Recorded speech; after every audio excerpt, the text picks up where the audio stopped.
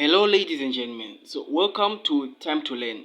In this video tutorial I'm going to guide you through the installation of Dev C++, the best and good compiler for C++ which we will be using on this channel. So make sure you get this online. It goes for free. You just search Dev C++ and you can just download it.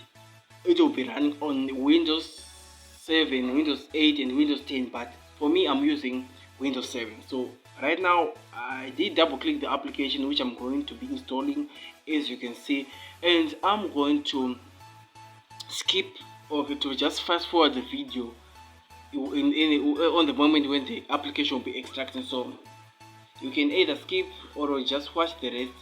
Okay, I'm happy that you guys are watching this video, and I'm happy to be offering these online tutorials to you guys, sharing what I've learned so that you be knowledgeable. So yeah, just waiting for the application to extract. So let's just wait for it.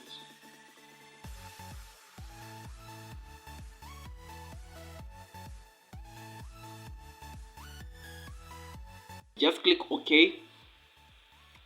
Then most of the instruction when it comes to installing this Dev C++ is not hard, so just follow along until the rest of the video.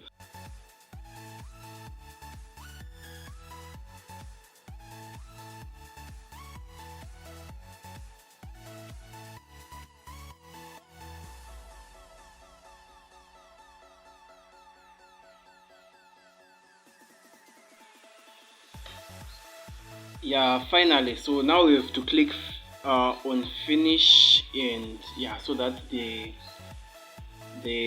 window will show up. So let's just wait for it to show up on the screen. So now either you select your language, and I'm going to select English, so you can click next.